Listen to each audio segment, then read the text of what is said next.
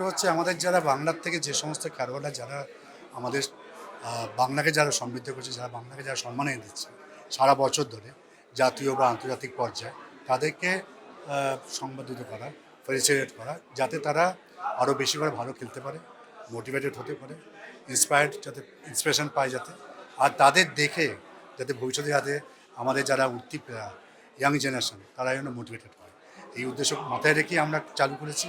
এবারে 3rd addition. এবারে আমরা 3জন গ্র্যান্ড মাস্টার, একজন মহিলা গ্র্যান্ড মাস্টার, 3জন আন্তর্জাতিক মাস্টার, এছাড়া একজন আরবিটার উদয়নকান্তি ঘোষ, ওনাকে লাইফ টাইম অ্যাচিভমেন্ট দিয়েছি আমরা। তো এটা দিয়ে আমরা ওদেরকে সম্মানিত করে আমরা নিজেরাও সম্মানিত করতে পেরেছি।